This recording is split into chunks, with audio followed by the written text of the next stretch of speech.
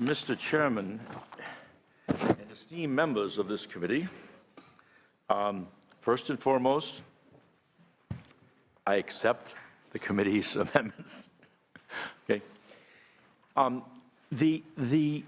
What we're trying to do here, we have what's called net energy metering, which most of you know is an agreement where a customer paid for excess electricity generated on site can basically spin the meter backwards.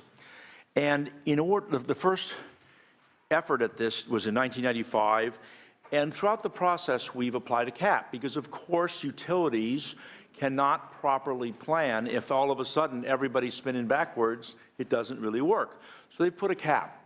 We've been wrestling with that cap, and the question really is what problem we're trying to solve here. Well, what happened was there was a policy change of how to calculate that cap. And that was done by the PUC, and it was codified by AB 327 by Assemblymember Perea, but it only applied to investor-owned utilities. This measure seeks to take that calculation and apply it to publicly owned or municipally owned utilities. Why is that important now? It's important as the pro tem moves forward on a 50-50-50 approach, as we have set forth in a very significant way a statewide policy of energy conservation. These also include jurisdictions that wheel water, so it affects the drought. And so all we're trying to do, and it really does set a higher bar, but the same bar that the IOUs have, and the amendment, of course, that your committee appropriately suggested was some jurisdictions don't have the sophistication, so with the benefit of the Energy Commission, that they could simply estimate that in an approved manner. So that's the reason why we're doing this. And you know, we've really faced this over the years so often, how municipal-owned utilities say, well, we don't respond to what the state does or what the PUC does or what the Federal Energy Regulatory Commission does. But I think in this context, with respect to the whole larger dynamic of climate change and all of the other broad array of policies that we have so appropriately engaged as a legislative branch, that this is really filling one of those holes. With me today, I have representatives from Solar City and the Brightline Defense Project. Please, Brent. Thank you, Senator. My name is Bernadette Del Chiara. I'm the Executive Director of the California Solar Energy Industries Association, representing Solar City, as well as the 3,000 solar companies doing business in the state of California and their 57,000 employees. We are here in strong support for this legislation. If I could boil down a relatively complicated issue into 3 points that this bill is about. One is about equal access to the sun for all people and businesses living and doing business in the state of California. 2, it's about continuing the tremendous growth of job development and economic development in the state of California coming from the solar industry. And 3, it's about helping the state meet its clean energy goals. On the first point, as the analysis appropriately articulates, what SB 550, attempts to do is level the playing field so that somebody living in Turlock has the same level of access as somebody living in Tiburon. Somebody in Modesto has the same access as somebody in Santa Monica. This is about creating a clear standard for defining that cap on net metering. Continuing the business as usual as it is now is akin to having a different miles per gallon standard across the state of California in different regions. It simply doesn't make sense. It makes sense for the legislature to step in and to clarify this. And I want to point out that AB 327 passed in 2013 did not contemplate this. So this legislature should not be precluded from deliberating this. It's absolutely an appropriate question to be deliberating for this by this body. On the jobs front, I just want to reiterate, we employ 57,000 people. That's more than all of the 5 largest utilities combined in the state of California. We're seeing 20% annual growth in our jobs. These jobs are in every single district in the state of California.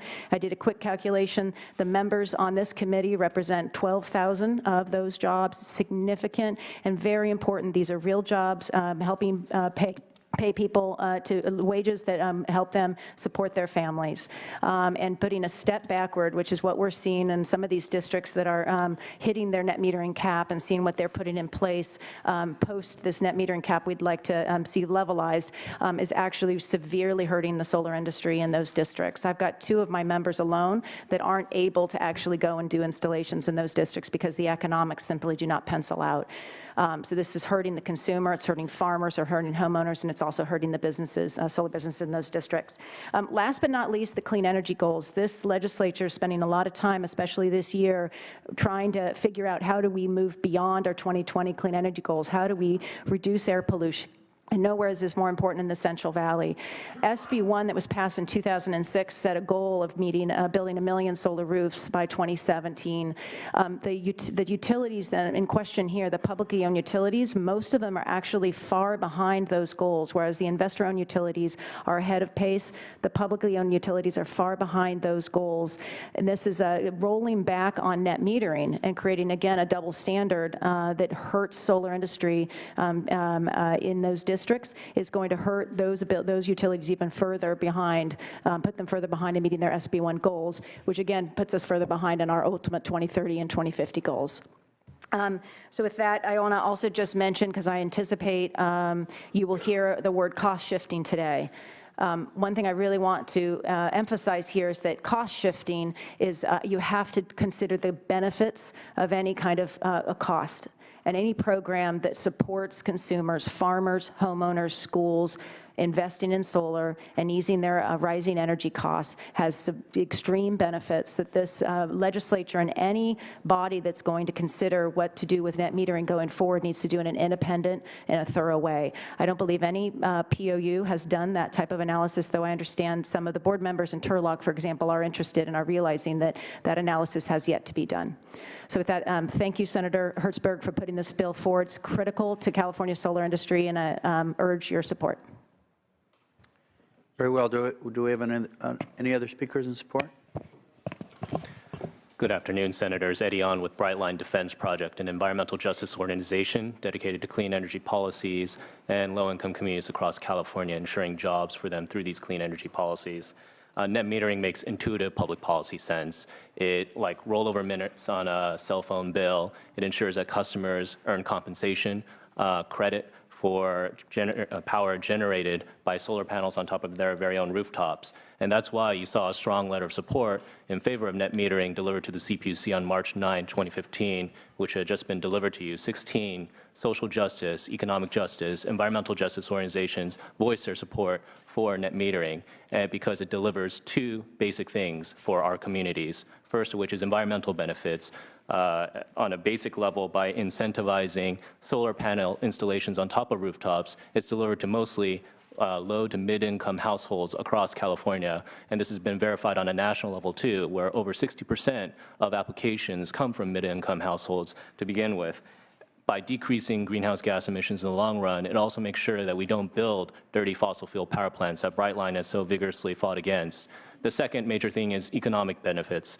The idea of delivering jobs for low-income communities through incentivizing solar panel installations, again, is important, and there are two high-profile examples of this. One, Go Solar SF, where workers of color are primarily represented through a workforce development system, incentivized, again, to work with solar companies and make sure that those jobs reach low-income communities. And second, within POUs themselves, you see in the Turlock Irrigation District, over 1,000 workers are working in the solar industry, indicating that solar does create jobs for all communities across California.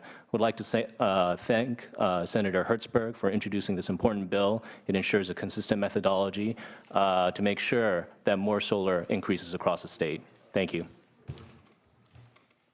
Thank you, Mr. Chairman. My name is Afrak Vargas. I'm with the Alliance for Solar Choice. We're a coalition of rooftop solar companies. We're in strong support. Thank you. Thank you. Mr. Chairman, members of the committee, Alberto Tarico on behalf of Sunrun in support of the bill. Margaret Gladstein on behalf of Solar City in support. Eddie Moreno on behalf of Sierra Club California in support.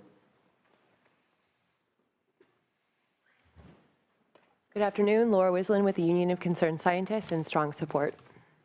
Matt Friedman on behalf of the Utility Reform Network. We support equal rules for all retail providers with respect to clean energy policy. We offer our support. Sylvia Solis-Shaw on behalf of Advanced Energy Economy in support. Gareth Elliott with the Solar Energy Industries Association in support. Do we have speakers in opposition?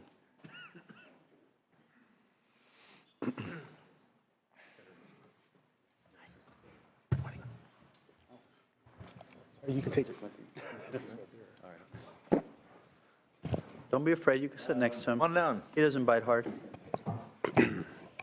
Good morning, Mr. Chairman. My name is Gil Topete. I am the Energy Director for the California Municipal Utilities Association, and we are opposed to SB 550. For those of you who come from a local government background, I hope you can appreciate that there is a distinction between, in using the subjective term of fair in the energy realm, on POUs, where is it fair that we in general have lower rates than IOUs? Is that something that's fair? Should all our rates be together? Is it fair that they are for-profit corporations and we're locally owned by our local shareholders, who, when we have an issue, we can go to the town hall and bring up the issue of rates to our elected officials, where IOU customers, if they have a big problem with their rates, they got to go to San Francisco. Is that fair? And in dealing with the issue of NEM, following on Senator Hertzberg's brief history, I'll continue that brief history, and that, yes, it has been around since 1995, and its beginnings were really based on creating the right tool, the right incentive to stimulate me and you, the customer, to say, I'm going to go out and buy that solar roof. I want to own that solar roof. What kind of incentive will attract me to that?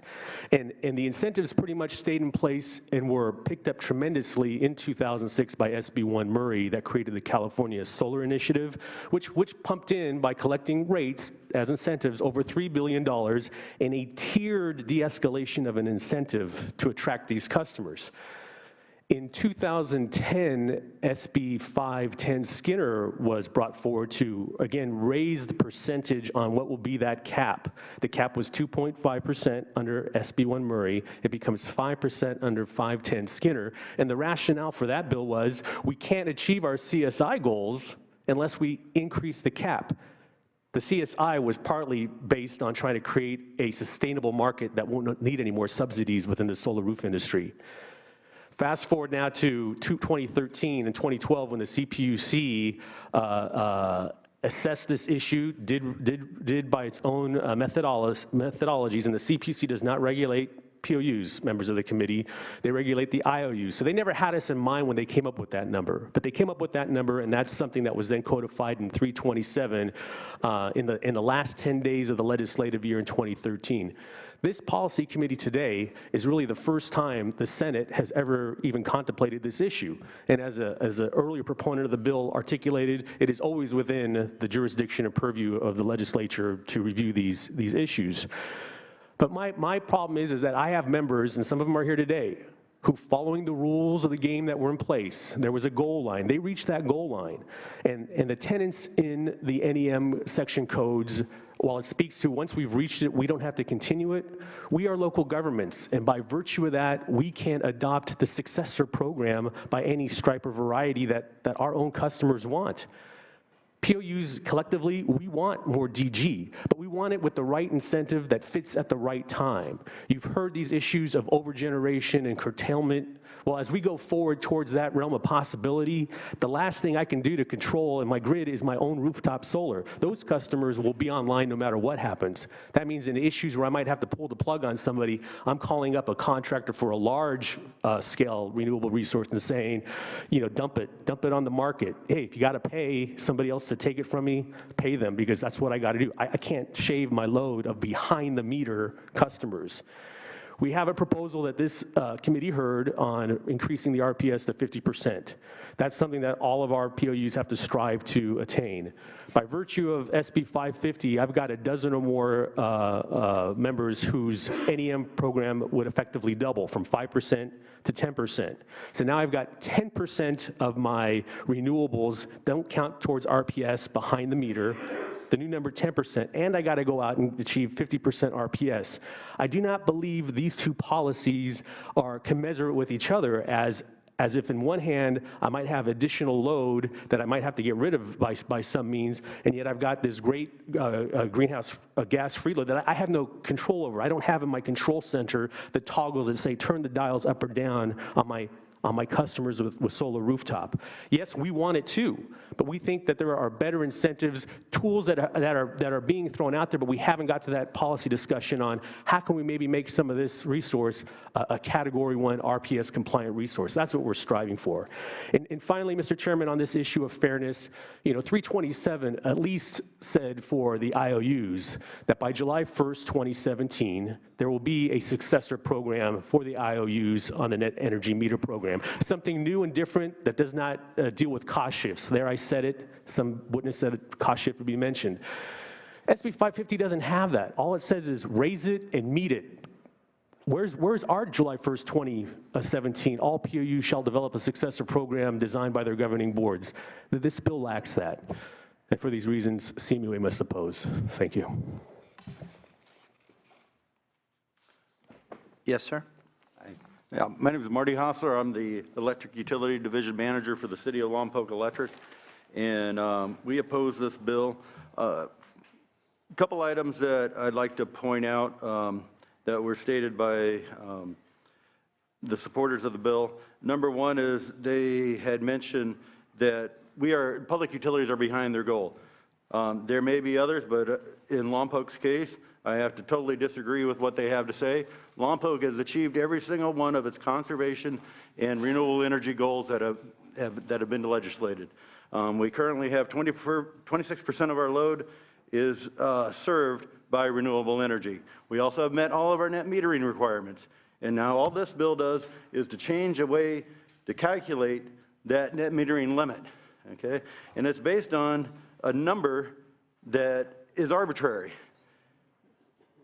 Aggregate peak load is summing up individual loads at all different times of the year of each customer and trying to come up and trying to use that as a basis.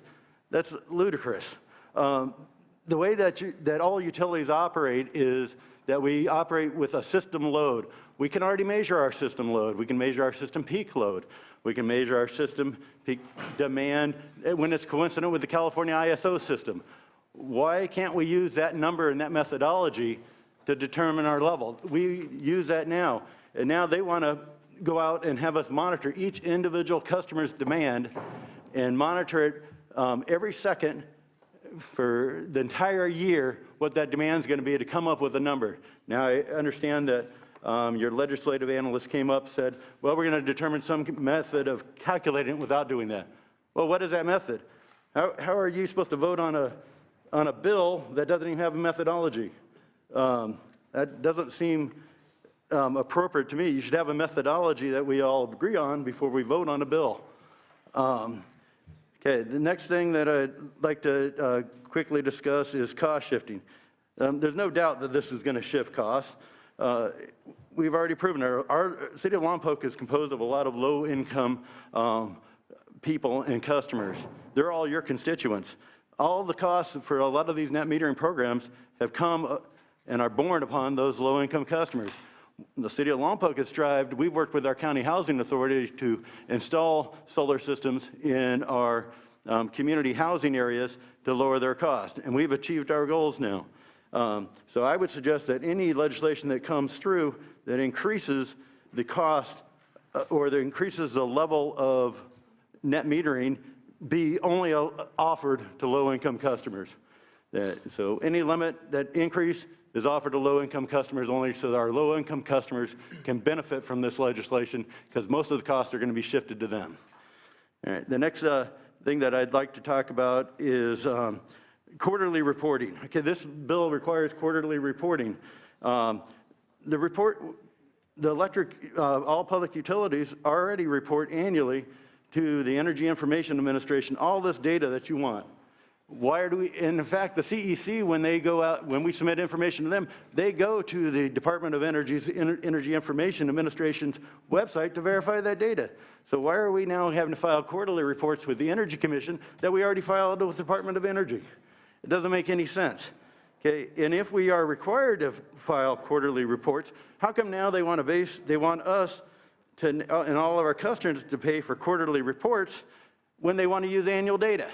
Why aren't we using quarterly peak load data? Why are we using annual load data when they want quarterly reports? It doesn't make any sense, does it? Next thing I'd like to discussed is the fact that some of this cost shifting, actually, a lot of the customers, like the Solar Cities and all of the other energy alliances, they aren't just, they say it's solar rooftop PV. No, it's not just for residential housing. They're talking about major chains like Walmart, Home Depot, Albertsons, Vons, and all of our low-income customers are now paying for those investor-owned corporations for their benefits for the net metering.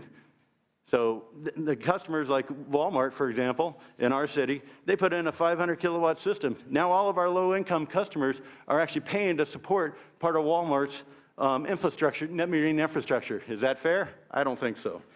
The last thing I'd like to quickly discuss is the fact that they're leveling the playing field. They're not leveling the playing field. All of our customers have to pay for California ISO backstop capacity to meet Federal Energy Regulatory Commission requirements. Now, the solar industry wants to be exempt from paying all these costs. They want the infrastructure to be installed for free, and they don't want to have to pay this backstop. All other generation providers, fossil fuels, have to pay for this capacity, and all of our customers have to pay for it except for the net metering customers. So why are they allowed to be exempt? That's not a level playing field when you exempt them from that. And that's all I have to say. Thank you. Did you have any comments? I do. Good afternoon, Chairman Hueso, Vice Chair Fuller, and members of the committee. Senator Canella. My name is Michael France, and for the last 6 years, I've been an elected board member at the Turtle Irrigation District. To me, we're here, it's just a matter of fundamental rate equity between solar and non-solar customers. The dilemma that me and my 4 colleagues on the board faced just a few months ago when we changed the net metering rules was a matter of fundamental fairness. What do we want to do to balance the rate inequity between solar and non-solar customers at TID?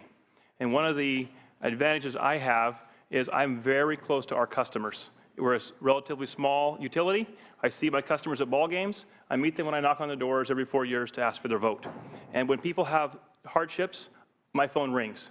So I feel very connected to our customers at TID. Our rate analysis show that there is a subsidy that goes towards solar customers. And at TID, we don't have shareholders. So if we have a revenue shortfall, somebody else, another rate class, has to pay.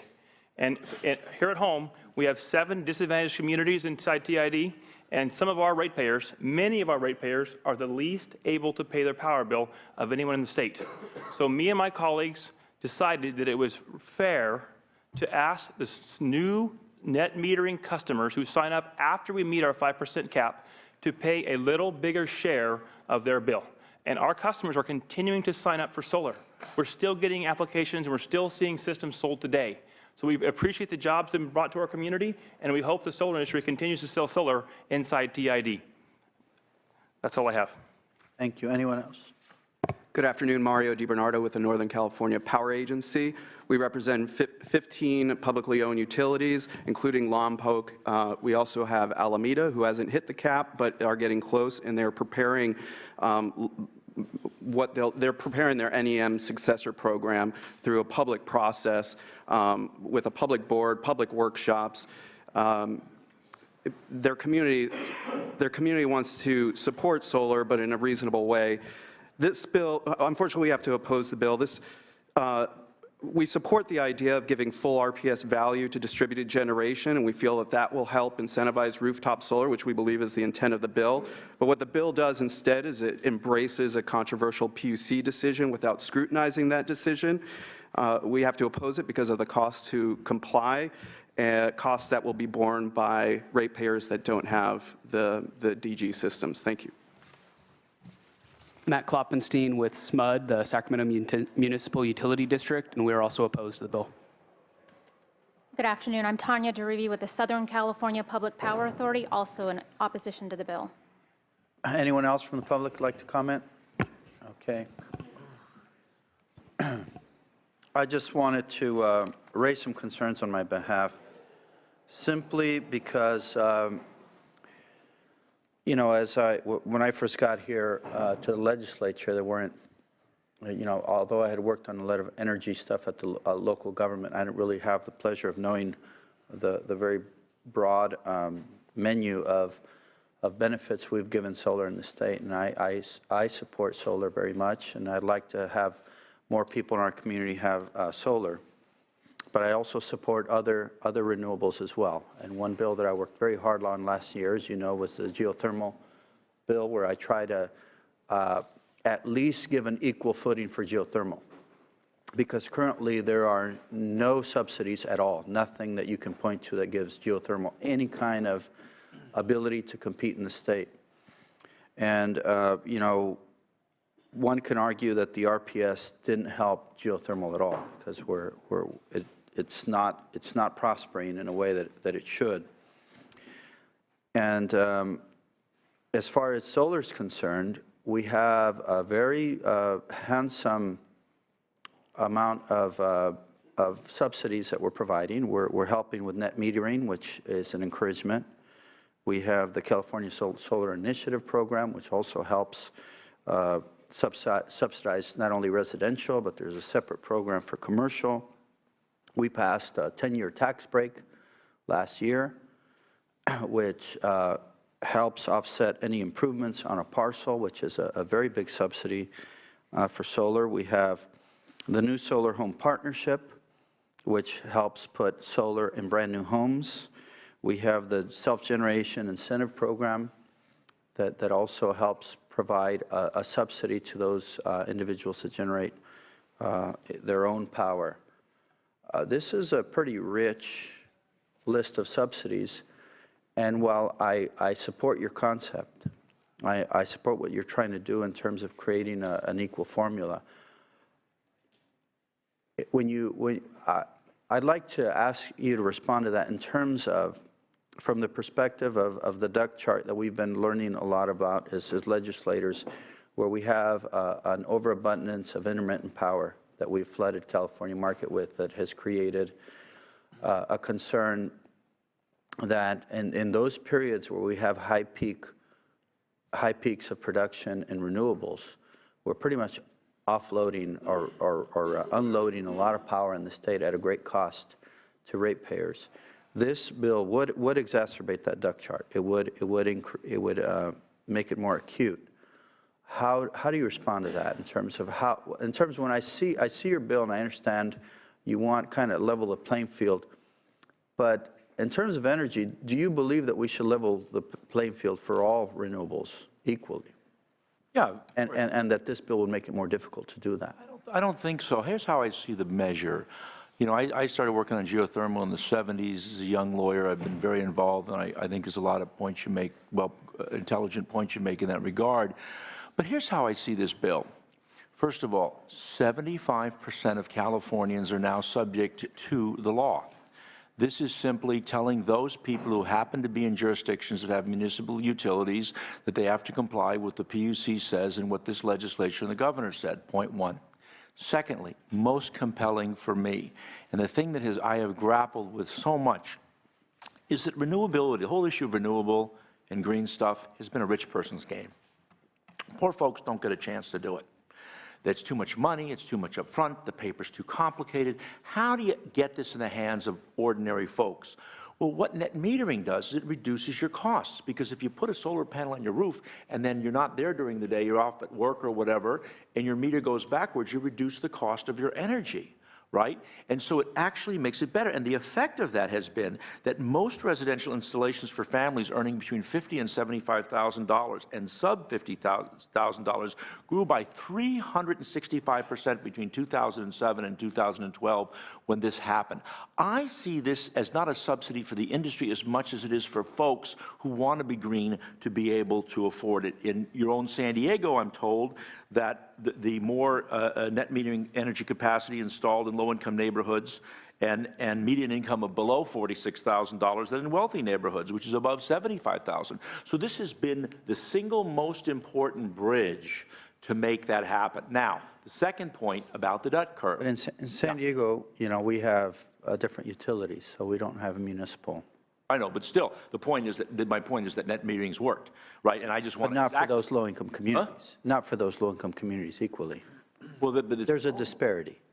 Well, then the second thing about the duck curve, I think that what happens is, because we're going to have more energy, what we're really going to do is what the pro tem wants to do. We're going to have a lot of extra energy at really cheap prices. What's going to happen with that extra energy? We're going to compete with fossil fuels at a much less cost by creating electric cars or other types of vehicles. 2, we're going to change the law to allow us to export energy that's created in California to create markets here. And 3, we're going to be able to create huge economic activity as a result of being a place that creates green stuff. And 4, we'll do it in a very enriched GHG, greenhouse gas reduction environment. So in my judgment, it's not the local person at net metering. This is really about fairness in the process, but it's about the larger dynamic, what we're going to be engaged in as policymakers at this committee and in the other house, to really redefine what that new world order looks like, about how do we use this excess energy. So I don't look at it as a problem. I look at it as an extraordinary opportunity to reduce energy costs for businesses and families, an opportunity to be greener and to create more local jobs. Do you at all want to comment about the level of subsidies this industry is getting with regards to other renewables? I'm not knowledgeable enough to know all the different comparisons of one versus the other. The question is, you know, we're trying to be green, we're trying to create local jobs.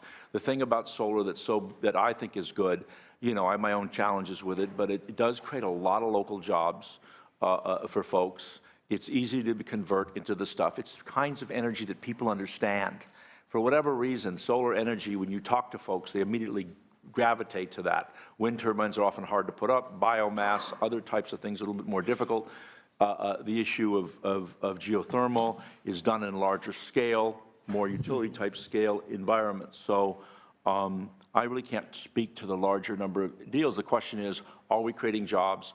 Are we reducing GHGs, and are we reducing costs? And it certainly seems to me that's there. And then the element I suggested here was making this stuff more available to folks who don't have a ton of money. Okay, very well. Do we have any members that like to ask any questions or comments? Senator Leyva? Thank you, Mr. Chair.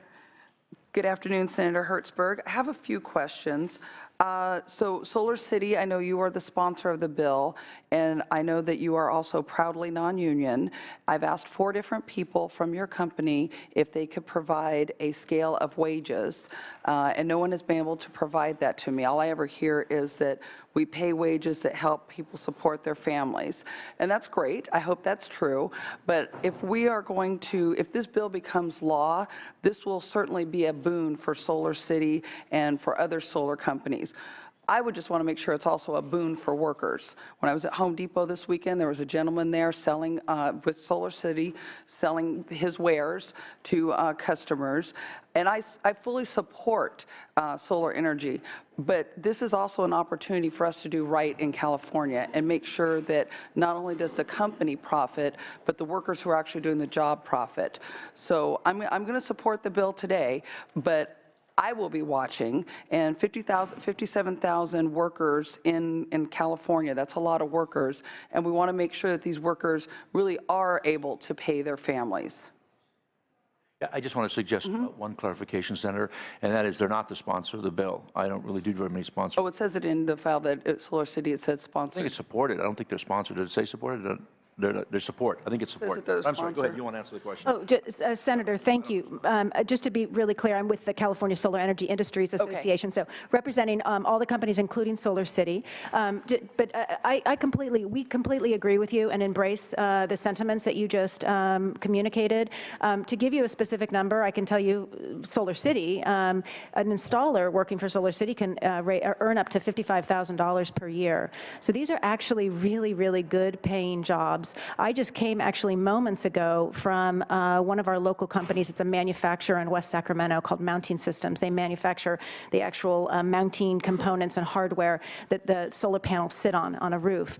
And I was interviewing a gentleman named Byron, who's a shift leader. He started in as a temp worker, and within a few months was promoted to full-time. He is a father of 5 here in Sacramento and supports those 5 children and his family on his wages he's earned at that manufacturing as a crew, as a shift leader at Mounting Systems. So I could go on and on. We have members that are fully unionized as well as members that aren't. It's a really diverse, non-homogeneous industry that is incredibly diverse also in terms of who it employs. And we're working to improve that. Frankly, we just launched a committee on workforce diversity within CalCIA so we can get more women into the industry as well as more people of color and vets. We're seeing pretty good numbers, almost close to state average, but we'd like to do better than that. So we are actually really good employed jobs, paying jobs here in the state of California, and frankly, ripping the rug out from underneath the industry, as would doing away with net metering in significant territories throughout the state of California would only set us backwards. So thank you. Okay, yeah, and I just, I think sometimes, and earn up to 55,000 is great, but, my question always is, what are the hoops that have to be jumped through to get up to 55,000? And, of 100 workers, of 1,000 workers, how many get that up to amount? So I just really think we're at a crossroads here in California, and we have an opportunity to do some really good things for not only the environment, but also for workers, and just make sure that we're very thoughtful about that and that we do it the right way. And again, that companies don't receive all the benefit, but the workers who are actually making them profitable are feeding their families and doing well. And Senator, in complete agreement with that, I think another additional point would be workforce development systems as well, building into the pre-apprenticeship programs, for instance, that exist within municipalities, and ultimately an apprenticeship model to make sure that the construction trades are linked in. These are all important things. They are, I agree. Thank you very much.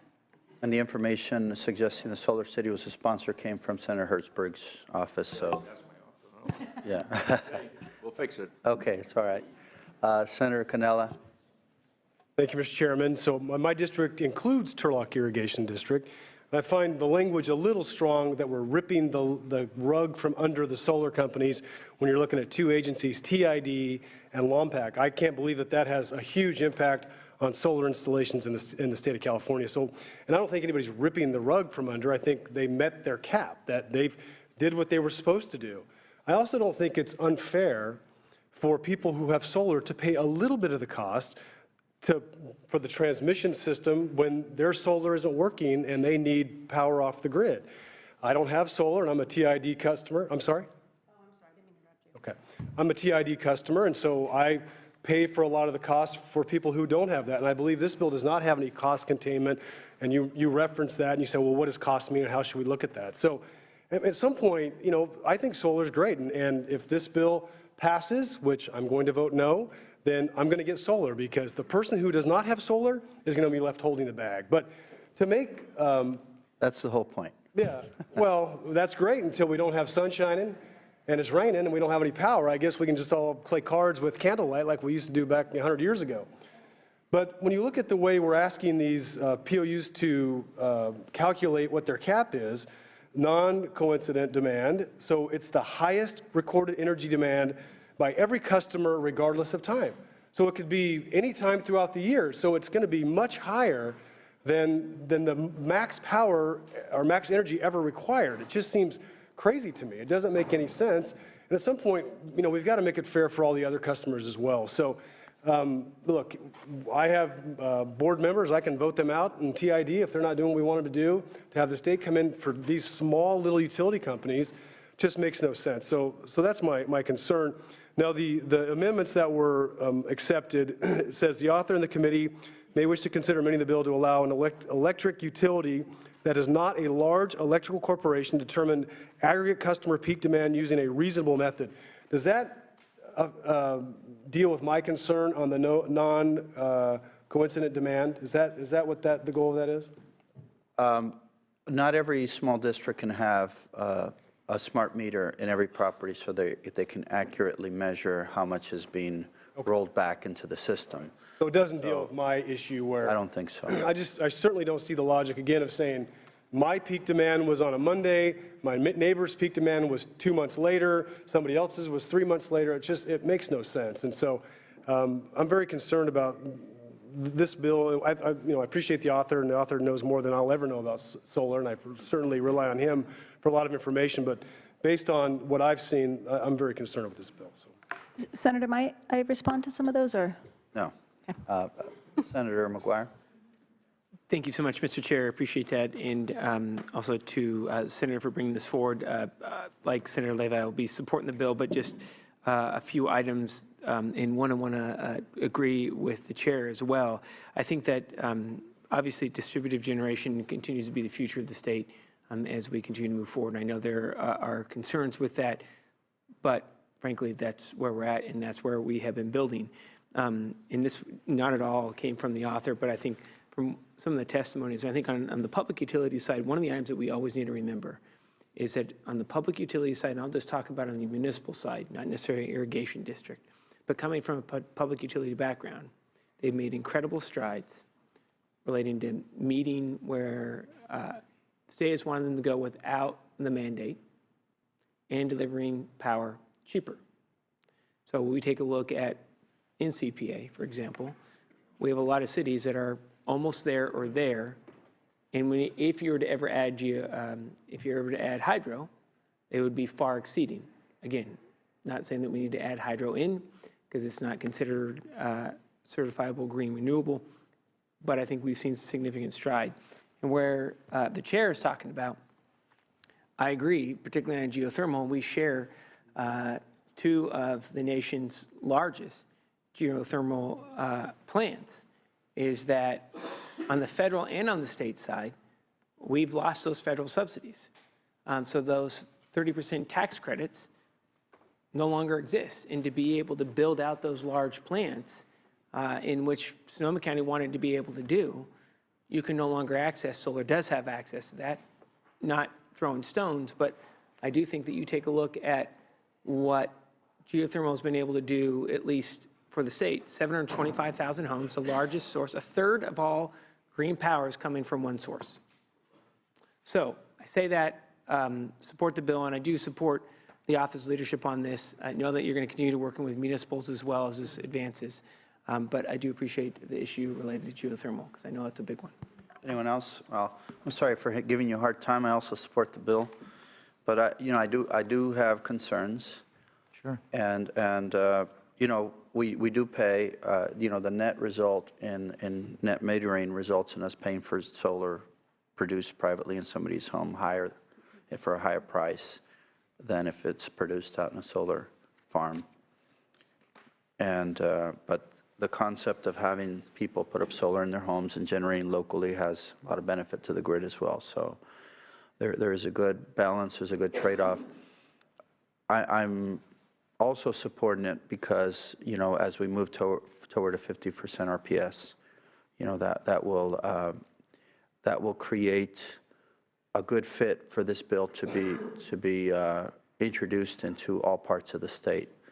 So I think it's going to be imperative that we find a 50% RPS that works, that solves, the duck chart problem, but that also allows your bill to, be implemented in our state in a way that is going to be balanced and fair. And I think it'll be helped by the 50% RPS. So I'm recommending yes, if we can get a motion to move the bill. Points for the record on the close. You want to close? Just a couple of points, Mr. Chairman. Number one is, you're never giving me a hard time. This is what our job is, to ask each of us the tough questions. I'm okay with that. It's the right thing to do. We're trying to make law and trying to figure it out. So it's, bring it on all day long, and I'm okay with that. It's why we're legislators, so I'm totally okay. The second thing I just wanted to share as a close in this is the whole notion of costs. And I know about what this looks like. First of all, this PUC study that was given to me says it's incidental in terms of what the impact is, but the larger dynamic to which Senator Cannella referred is really what we discussed at the hearing some weeks ago, whenever that was, on direct access, and really getting the balance right to make sure that as we try to create this renewable world, that we still have a strong backbone. And it may require changing how we charge and how that works, and to make sure that we talked about a couple of hearings ago, where we have the ability to make sure that people are paying their fair share who are leaving off the system. These are really delicate questions that require a lot of complexity.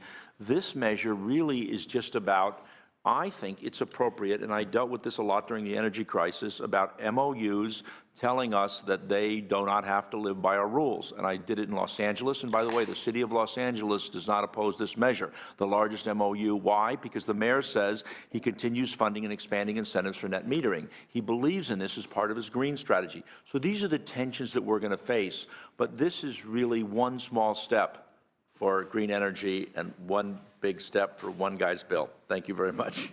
As your I vote. Thank you very much, and I'm glad you see it that way, but we all have to do our jobs here. Anyway, we have an aye recommendation. Clerk, please call the roll. Do pass as amended to appropriations. Wesso? Aye. Wesso, aye. Fuller? Cannella? Cannella, no. Hertzberg? Aye. Hertzberg, aye. Hill? Lara? Leyva? Leyva, aye. McGuire? McGuire, aye. Morrell? Morrell, no. Pavley? Wolk? Needs to vote. Okay, we have 2 more votes. I'm going to approach the presentation table to introduce SB 660, and then we'll have Senator Leno finish off this bill.